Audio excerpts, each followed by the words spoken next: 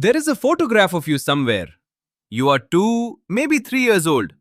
You are laughing at something just out of frame, reaching toward a face you loved completely. And you remember none of it. You were there. Your eyes were open. Your brain was awake and recording. But that entire chapter of your life is gone, wiped so cleanly that it feels like it happened to someone else. Most people assume those early years simply faded, worn down by time like footprints in sand. But the real answer is far stranger. Your brain did not lose those memories, it erased them, and it did it on purpose. The name for this is infantile amnesia. It is one of the most universal experiences a human being can have, and almost no one stops to question it. Try it right now. Reach back as far as you can. Find the oldest memory you own. Whatever you just found, there is a very good chance it comes from somewhere around your third or fourth birthday. Maybe a flash of a room, a smell, a feeling of being held or being lost in a crowd. Before that point, for most people, there is nothing. Just a smooth, silent blank where 2 or 3 years of your life used to be. But here is the part that should unsettle you. You were not a blank during those years. You were learning at a speed you will never match again for the rest of your life. You learned to recognize your mother's face in a matter of days. You learned to sit, to crawl, to stand, to grip, to walk. You absorbed an entire human language from scratch, decoding thousands of words and the invisible rules that hold them together, all without a single grammar lesson. Your brain in those years was the most powerful learning machine on the planet. So why can't you remember using it? The man who first gave this mystery a name was Sigmund Freud, more than a century ago. He noticed that his patients could rarely recall anything from before the age of 6 or 7, and he found it remarkable that people forgot the very years in which they were most awake to the world. Freud had his own theories about why this happened, most of which have not aged well at all. But the label he coined has lasted. Infantile amnesia, the forgetting of infancy. For a long time, the easy explanation was that babies simply don't form memories, that the infant brain is too undercooked, too unfinished to record anything that lasts. But that explanation turned out to be wrong. Babies form memories constantly. We know this because of a scientist named Carolyn Rowe Collier. She tied a ribbon from a baby's ankle to a colorful mobile hanging above the crib. The baby quickly figured out that kicking made the mobile dance and kicked with delight. Then she took the mobile away. Days later, she brought it back, and the babies remembered. They kicked immediately, expecting the reward. Some of them weeks after they had first learned the trick. Your infant self was recording. The tapes were rolling. So something must have happened to the tapes. To understand what, you have to look at the part of your brain that builds memories in the first place. It sits deep in the center of your skull, a curled ridge of tissue named the hippocampus, after the Greek word for seahorse, because that is roughly what it looks like. The hippocampus is where the raw moments of your life get stitched into something you can revisit later. And in a baby, the hippocampus is a construction site. This is where the science gets genuinely surprising.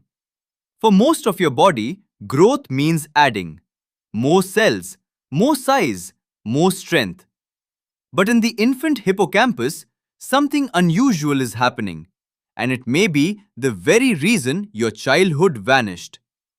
Your baby brain was flooded with brand new neurons. This process is called neurogenesis, which simply means the birth of new brain cells. And in infancy, it runs at a furious, almost violent pace. It sounds like a purely good thing. More neurons should mean more brain power. But two neuroscientists working in Toronto, Paul Franklin and Sheena Jocelyn, uncovered a hidden cost buried inside all that growth. Working at the hospital for sick children, they studied memory in young mice, whose brains forget their early lives in much the same way yours did.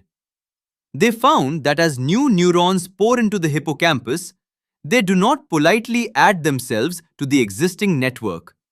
They rewire it. Each new cell muscles its way into the circuit, breaking old connections and forming new ones in their place. And when the connections that held a particular memory get broken, the memory goes with them. Think about what that actually means. The very thing that made your baby brain so brilliant, its explosive, relentless growth, was quietly bulldozing the memories you were forming along the way. You were writing your story into wet cement, while a fresh slab of concrete was being poured on top of it, over and over every single day. And Franklin and Jocelyn proved the link directly. When they slowed the neuron growth down in the young mice, the forgetting slowed too. When they sped the growth up in older mice, the forgetting returned. The remembering and the growing were not separate events. They were two sides of the same coin. So your earliest memories were not stolen by time. They were paved over by your own developing mind. Does that make the forgetting feel a little less like a loss? Because here is the twist. This forgetting is not a flaw. It is a feature.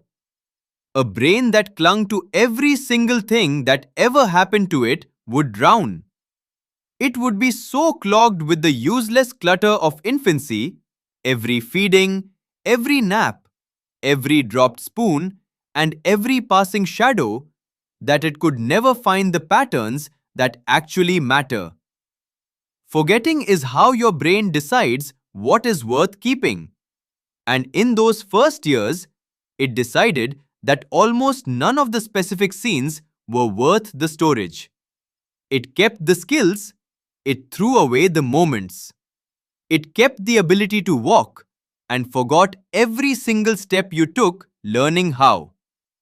And it isn't only about neurons. There is a second reason those years stayed locked away, and it has to do with words. The psychologist Patricia Bauer at Emory University has spent decades tracking how children's memories are born and how they die.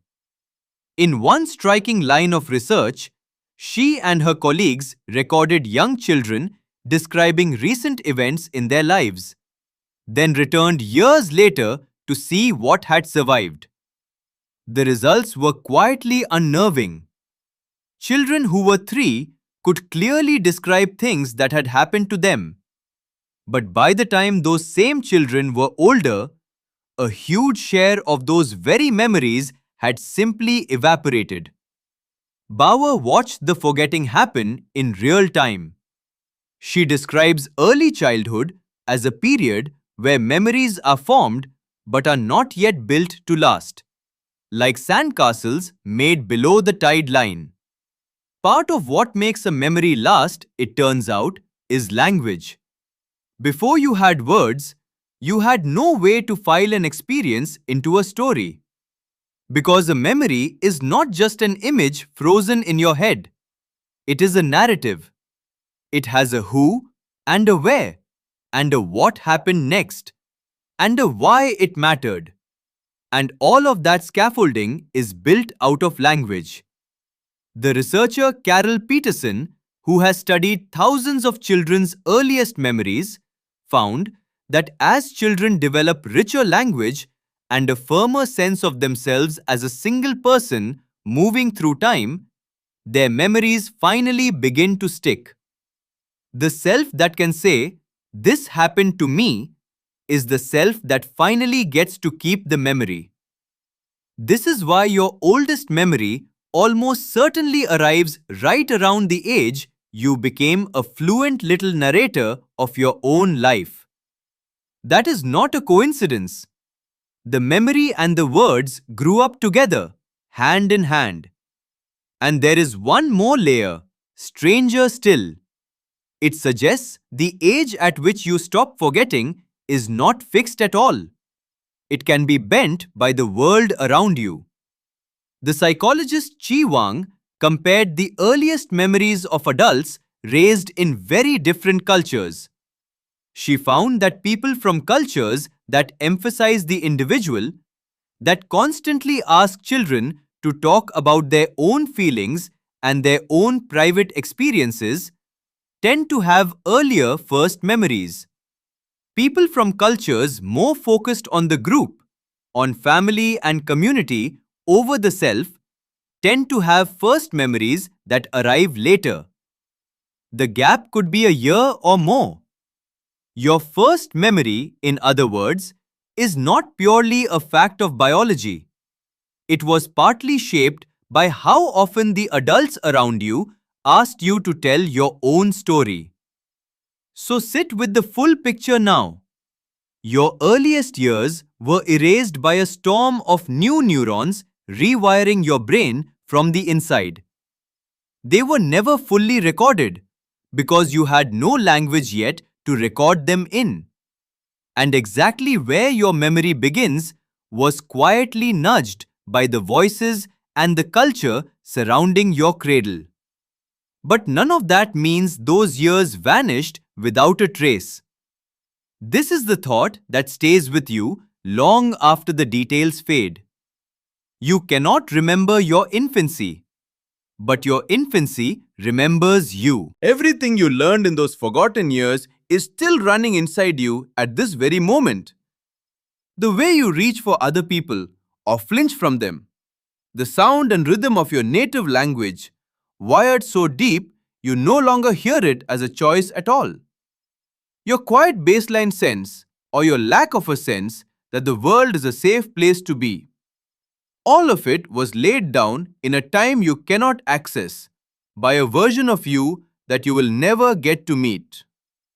You are, in the most literal way, built on top of a person you do not remember being. And maybe that is the strangest part of all. You spend your entire life feeling like the author of who you are. But the foundation was poured before you owned a single memory to your name. The most important years of your life are the ones you will never get back. So the next time you see that photograph, the one where you are 2 years old and laughing at something just out of frame, do not mourn the memory you lost. That child is not a stranger. That child is the architect. And you have been living inside their work every single day since.